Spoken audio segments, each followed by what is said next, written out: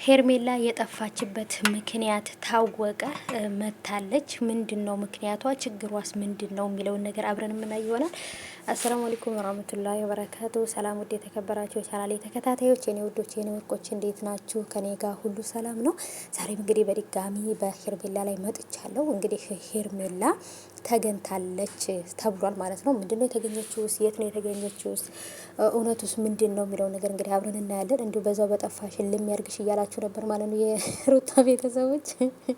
እንደዚህ አይነት ክፉ ሰው አይጠፋም እኮ ጋይሶች፣ ክፉ ሰው አይጠፋም ማለት ነው ትላላችሁ።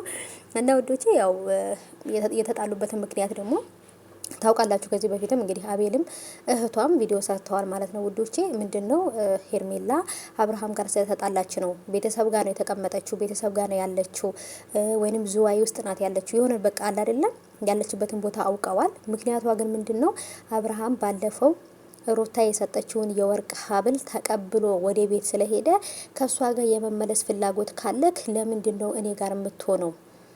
ለልጅህ ከሆነ ልጅህን ብቻ ይዘህ መታህና የፈለግከውን ማድረግ ትችላለህ። ያለዛ ግን እሷ የምትሰጥህን ስጦታ ለምን ትቀበላለህ? እሷ የምታደርግልህ ነገር ሁሉ እሺ ብለህ ለምን ትቀበላለህ?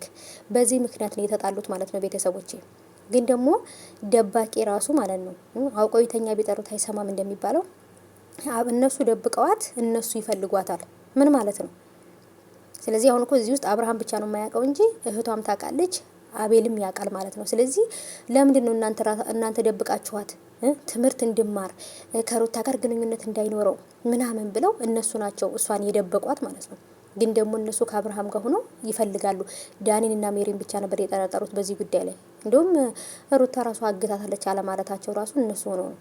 እውነት አብርሃም ካልተገኘች ወደ ፖሊስ ጣቢያ ሄጄ ፖሊስ እንዲፈልግልኝ አደርጋለሁ 24 ሰዓት ከሞላው በኋላ ብሎ እንግዲህ እየተናገረ ነው ማለት ነው። እና እንኳን ፖሊስ ጣቢያ አይደለም የፈለክበት ቦታ ብትሄድ አውቆ የተደበቀ ቢጠሩት አይሰማም። ስለዚህ መቼም ልመጣ አችልም ማለት ነው። የተጣሉበትን ምክንያት ይሄ ነው። እሱም ሀብሉን መጥቶ መልሷል። ልክ እሱ ሀብሉን መጥቶ ለሄርሜላ ለሩታ ሲመልስ እሷ ደግሞ እዛ ጋር ታክሲ ጠርታ ነው ከቤት የጠፋችሁ ማለት ነው።